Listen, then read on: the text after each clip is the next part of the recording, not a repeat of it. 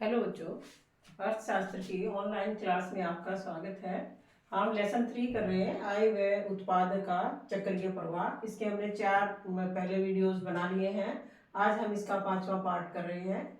हमने अब तक मॉडल के बारे में पढ़ा था। 2 अक्षत्रीय, 3 अक्षत्रीय, 4 अक्षत्रीय मॉडल हमने पढ़ा था। अब हम थोड़ा सा इसको और आगे पढ़ते हैं। ये हमारे इस लेसन का आखिरी वीडियो है। ये लेसन कंप्लीट हो जाएगा।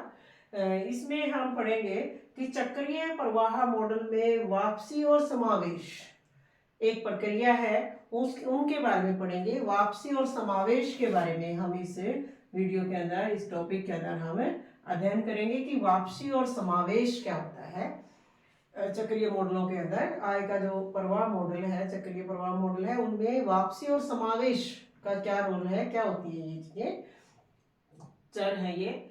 तो अब देखो, हमने ये पढ़ा है कि जो चक्रीय प्रवाह मॉडल जो हमने पढ़े हैं उनमें एक 3 पक्षीय समरूपता पाई जाती है। 3 पक्षीय समरूपता कैसे? जैसे कि जितना उत्पादन हुआ है, जितना उत्पादन है उतनी आय है। अर्थव्यवस्था के अंदर, किसी भी अर्थव्यवस्था के अंदर 3 पक्षीय समरूपता पाई जाती है: उत्पादन, आय और व्यय। क्योंकि हमने ये पढ़ा है कि एक अक्षेत्र की आय दूसरे अक्षेत्र का व्यय है, एक अक्षेत्र का व्यय दूसरे अक्षेत्र की आय है। तो अर्थव्यवस्था के अंदर एक लेखा वर्ष के अंदर जितना उत्पादन हुआ है वो आय के बराबर होता है, और जो आय होती है वो व्यय। ये तीनों चीजें बराबर होती हैं। जैसे मान लिया कि कृषि अर्थव्यवस्था में उत्पादन का स्तर जो है वो 200 है, 200 है, तो उसमें आय भी, उत्पादन के कारकों को जो आय प्राप्त हुई वो भी 200 होगी, और उत्पादित की गई वस्तुओं के ऊपर जो खर्च किया है वो भी क्या होगा, 200 ही होगा। तो ये समरूपता जो है वो बनी रहती है, ये समरूपता बनी रहती है। लेकिन इन चक्रीय प्रवाह मॉडलों में समावेश और वापसी, यानी कि जो जो स्तर जो बना हुआ है, जैसे समरूपता पाई जाती है, जैसे 200 का हमने एक एग्जाम्पल लिया है। लेकिन क्या होता है, उत्पादन के स्तर में वृद्धि भी होती है, आय के स्तर में वृद्धि होती है, व्यय के स्तर में वृद्धि भी होती है, और गिरावट भी आती है। तो वो जो वृद्धि होती है, जो उत्पादन के स्तर में जो वृद्धि है, उसको हम कहते हैं कि विस्तार हुआ है अर्थव्यवस्था का, या उत्पादन का विस्तार बोलेंगे उसको। और अगर उत्पादन के स्तर में कमी आ जाएगी तो उसको हम बोलते हैं संकुचन बोलते हैं, संकुचन बोलते हैं। किसी भी तरीके से मान लिया उत्पादन का स्तर 300 से बढ़ के 200 से बढ़ के 300 हो जाता है, तो ये क्या है, उत्पादन के स्तर में वृद्धि हुई है, उत्पादन का विस्तार हुआ है, उत्पादन का विस्तार हुआ, तो उसमें इसी तरीके से आय और व्यय हो जाएगा। और अगर उत्पादन का स्तर घट के, किसी भी वजह से उत्पादन का स्तर घट के 150 हो जाता है, तो हम क्या कहेंगे कि उसमें उत्पादन में संकुचन हुआ है, उत्पादन में संकुचन हुआ है। तो विस्तार होता है, देखो इसके कारण है कि विस्तार क्यों कैसे होता है, अर्थव्यवस्था के अंदर उत्पादन के स्तर में संकुचन कैसे होता है। तो ये होता है, विस्तार होता है समावेश के कारण, और संकुचन होता है वापसी के कारण। तो ये दो हमारे पास प्रवाह के जो जो जो है, ये एक ये आए हैं, धारणा है समावेश और वापसी। इनके बारे में हम पढ़ेंगे कि समावेश के कारण तो उत्पादन में वृद्धि होती है, उत्पादन के स्तर में वृद्धि, उसको विस्तार बोलते हैं। और जो उत्पादन के स्तर में जो गिरावट आ जाती है वो किसके कारण, उसको बोलते हैं संकुचन, वो वापसी के कारण होती है। समावेश को हम भरण या इंजेक्शन भी बोलते हैं इंग्लिश में, और इसको संकुचन को वापसी या क्षरण या लीकेज। तो अब हम इनके बारे में पढ़ेंगे कि समावेश क्या है और संकुचन क्या है, वापसी क्या है। तो पहले हम समावेश पढ़ेंगे। समावेश क्या होती है? आय का समावेश, आय में होने वाली वृद्धि है, आय में होने वाली वृद्धि है जो चक्रीय प्रवाह से बाहर किसी और ढंग द्वारा हो जाती है, किसी और ढंग से हो जाती है। देखो, आय का समावेश, आय में होने वाली वृद्धि है, आय के स्तर में क्या हो जाती है, वृद्धि हो जाती है। लेकिन जो आय का चक्रीय प्रवाह है उसके कारण, उसके द्वारा नहीं होती, क्योंकि उसमें तो आय व्यय उत्पादन ये बराबर है।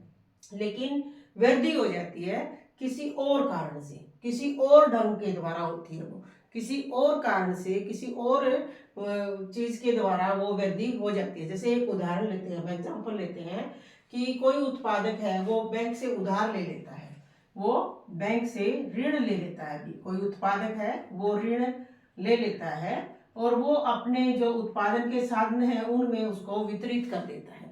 उत्पादन के जो साधन है हमारे, श्रम है, ये लेबर है, उद्यमी है, भूमि है, ये इनमें या पूंजी है, उत्पादन के साधनों में उसको बांट देता है। और तो फिर क्या होगी, उससे जो ग्रस्त क्षेत्र है उसकी आय बढ़ जाएगी। जो ग्रस्त क्षेत्र है उसकी आय बढ़ जाएगी और वो क्या करेगा, फिर वो आय बढ़ जाएगी तो उसकी मांग बढ़ जाएगी। मांग बढ़ेगी तो क्या होगा, उनकी आय बढ़ी है, मांग बढ़ी है, तो वो नई नई वस्तुओं और सेवाओं की मांग करेंगे, तो उत्पादन क्षेत्र और अधिक वस्तुओं का उत्पादन करेगा, वस्तुओं और सेवाओं का उत्पादन करेगा, तो उत्पादन का स्तर बढ़ जाएगा।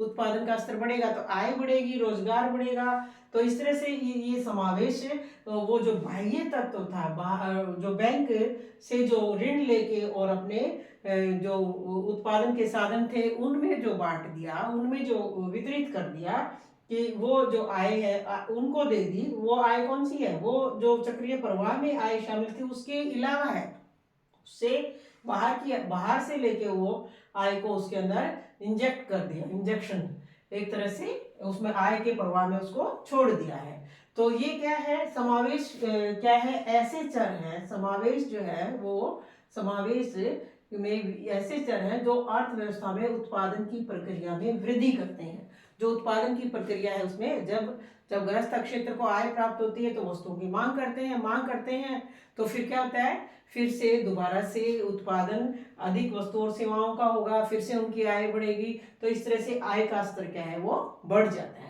ये प्रवाहचर है, ये यानी कि समावेश जो है वे प्रवाहचर है जो अर्थव्यवस्था में उत्पादन की प्रक्रिया में या आय के सर्जन में वृद्धि करते हैं। समावेश वे चर हैं जो अर्थव्यवस्था में उत्पादन की प्रक्रिया में वृद्धि करते हैं, इसी को विस्तार बोलते हैं। इसे हमने शुरू में कहा था ना, विस्तार, समावेश के कारण विस्तार हो गया, अर्थव्यवस्था में उत्पादन की प्रक्रिया का विस्तार हुआ। तो ये क्या है, इसी से आय में भी, आय सर्जन में भी वृद्धि होगी। ठीक है, ये हमने उदाहरण लिया था कि उत्पादक जो है वो एक बैंक से उधार लेते था, तहसीलदार को दे दे, तो वो क्या हो जाएगी, एक तरह से वो समावेश है। इसमें जो आय का जो प्रवाह है उसमें इंजेक्शन का काम करती है। इससे क्या होगी, उत्पादन प्रक्रिया में बढ़ोतरी होगी, वृद्धि होगी, आय के सर्जन में भी वृद्धि होगी। और ये है कौन कौन से भाई, निवेश, जैसे निवेश कर दिया जाए, निर्यातों से जो आय प्राप्त है वो, और सरकार व परिवार क्षेत्र द्वारा किया गया उपभोग है। ये क्या है, ये समावेश चर है। समावेश चर है निवेश, निर्यात, निर्यातों से प्राप्त आय, निर्यातों से प्राप्त आय, और सरकार व परिवार के द्वारा किया गया उपभोक्ता वस्तुओं के ऊपर खर्च। ये क्या है, हमारे समावेश के उदाहरण है। अगर कई बार ये भी उसमें मल्टीपल चॉइस में पूछ लेते हैं कि ये जो निवेश है ये क्या है, समावेश है या वापसी है, तो इसमें ये ध्यान रखना तुम्हें कि समावेश कौन सा चर है, निवेश, निर्यातों से प्राप्त आय, और सरकार व परिवार क्षेत्र द्वारा किया गया उपभोग व्यय। फिर उसके बाद आता है वापसी। वापसी क्या है, वापसी इसका उल्टा है भाई। वापसी क्या है, वापसी से अभिप्राय वह आय है जो बचा कर रख दी जाती है। जैसे उपभोक्ता क्षेत्र भी, जो परिवार क्षेत्र है हमारा, ग्रस्त क्षेत्र है, वो सारी की सारी आय को खर्च ना करे। जैसे जो उत्पादन हुआ है, जो वस्तुओं का उत्पादन किया है उत्पादक क्षेत्र ने, उन वस्तुओं और सेवाओं के ऊपर खर्च न करके उसका कुछ हिस्सा बचा के रख लिया जाए, तो क्या होगा, वो सर्कुलर फ्लो से बाहर निकल जाएगी। वो आय सर्कुलर जो फ्लो है हमारा, आय का जो प्रवाह है, चक्र है, उससे वो बाहर निकल जाएगी। या फिर उत्पादक जो है, उत्पादन कर रहे हैं, वो जो आय प्राप्त हो रही है उनको वस्तुओं और सेवाओं को बेचने से, उसको सभी कारकों में ना बांट के कुछ अवितरित लाभ के रूप में रख लिया जाता है, कोई कुछ बचत के रूप में रख लिया जाता है, तो भी क्या होती है वो वापसी, उसको हम क्या कहते हैं, वापसी कहते हैं। तो वापसी से क्या होता है, वापसी का प्रभाव अर्थव्यवस्था के ऊपर ऋणात्मक प्रभाव, जैसे इसका धनात्मक प्रभाव पड़ा था ना अभी, समावेश का धनात्मक प्रभाव किसको कहेंगे हम, कि समावेश के कारण अर्थव्यवस्था में उत्पादन का स्तर बढ़ता है, आय का स्तर बढ़ता है, रोजगार का स्तर बढ़ता है। लेकिन वापसी से क्या हो जाएगा, अगर बचा के रख लिया जाएगा अर्थव्यवस्था के अंदर, किसी भी एक फाइनेंशियल ईयर में, वित्तीय वर्ष के अंदर अगर लोग ग्रस्त क्षेत्र भी और उत्पादन क्षेत्र भी अगर आय का कुछ हिस्सा बचा के रख लेंगे, उसको चक्रीय प्रवाह में शामिल नहीं करेंगे, तो क्या होगा, आय का स्तर गिर जाएगा। आय का स्तर गिर जाएगा। उत्पादन के ऊपर, उत्पादन की प्रक्रिया के ऊपर ऋणात्मक प्रभाव इसका पड़ेगा। ऋणात्मक प्रभाव पड़ेगा। ऋणात्मक प्रभाव पड़ेगा तो क्या होगा, लोग जो है जब देखो जब बचत कर लेंगे लोग, तो क्या होगा, वस्तुओं और सेवाओं का वो कम खरीदेंगे। वस्तुओं और सेवाओं का कम खरीदेंगे तो उत्पादकों का क्या है, बिना बिका माल बच जाएगा। और अगले साल वो क्या करेंगे, कम वस्तुओं का उत्पादन करेंगे। कम वस्तुओं का उत्पादन करेंगे तो क्या होगा, रोजगार कम हो जाएगा। रोजगार कम से फिर आय कम, फिर से उत्पादन कम। इस तरह से ये प्रक्रिया चलती रहती है। तो ये जो है वापसी जो चर है उनका इसके ऊपर, उत्पादन प्रक्रिया के ऊपर ऋणात्मक प्रभाव पड़ता है और समावेश का धनात्मक प्रभाव पड़ता है। वापसी चर कौन कौन से, अभी बचत, आयातों के ऊपर खर्च और कर, सरकार के द्वारा लगाए गए जो कर हैं ये वापसी चर है। बचत, आयात और खर्च। तो कई बार अंतर भी पूछ लेते हैं, भाई अंतर अगर इसमें करोगे तो यही कर सकते हो कि समावेश का अर्थव्यवस्था की उत्पादन क्षमता में वृद्धि होती है। समावेश के कारण क्या होता है, अर्थव्यवस्था की उत्पादन क्षमता में वृद्धि होती है। और वापसी के कारण क्या होता है, उत्पादन क्षमता में कमी आती है। उत्पादित वस्तुओं और सेवाओं की मांग में वृद्धि होती है, किससे, समावेश से। समावेश के कारण जो उत्पादित जो वस्तुएं हैं, जो उत्पादक जो है वस्तुओं का और सेवाओं का उत्पादन कर रहा है, उनकी मांग में वृद्धि होगी। मांग में वृद्धि होगी तो क्या होगा, उत्पादक और उत्पादन करेंगे उन वस्तुओं का, और फिर उससे आय का सर्जन होएगा, रोजगार का सर्जन होएगा। तो अर्थव्यवस्था का जो स्तर है, उत्पादन का स्तर है वो बढ़ेगा। उत्पादन के स्तर में वृद्धि होगी। और वापसी में क्या आएगी, उत्पादन के स्तर में गिरावट आएगी और वस्तुओं और सेवाओं की मांग में भी कमी आएगी। लोग सारी वस्तुओं और सेवाओं को खरीदने में सारी आय को खर्च नहीं करेंगे, कुछ हिस्सा उसको बचा के रख लेंगे। देखो ये हमने एक डायग्राम के द्वारा दिखाया गया है, ये फर्म, ये परिवार। तो क्या होगा, ये फर्म से आय, कारक आय के रूप में परिवार की तरफ जा रही है, और परिवार जो है वो उपभोक्ता वस्तुओं के ऊपर खर्च करके वो इस तरफ जा रहे हैं।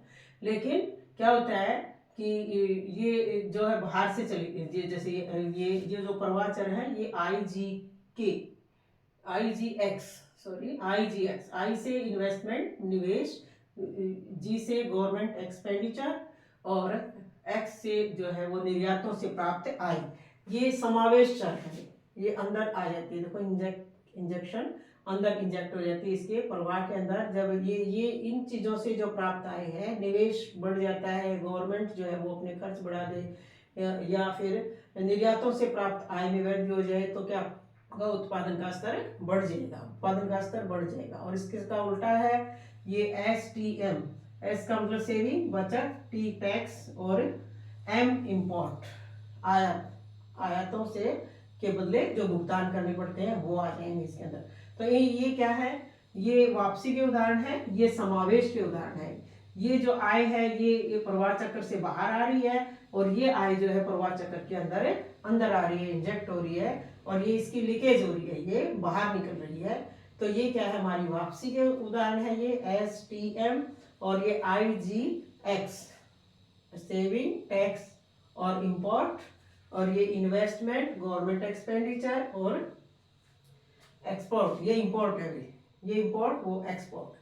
तो ये क्या है, हमारे निवेश, इसके प्रवाह के और वापसी के उदाहरण हैं, ये चर हैं इनके कारण। तो ये हमने पढ़ा है अभी आज कि ये आखिरी टॉपिक था हमारा इस चैप्टर का, ये कंप्लीट हो गया है।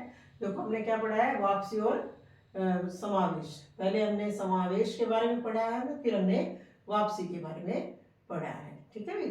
तो वापसी के कारण तो क्या होती है, ऋणात्मक प्रभाव पड़ता है अर्थव्यवस्था के ऊपर। समावेश का धनात्मक प्रभाव पड़ता है अर्थव्यवस्था के उत्पादन प्रक्रिया के ऊपर। तो बिल्कुल आसान सा टॉपिक है, आशा है आपको समझ आया होगा अच्छे से। Thank you.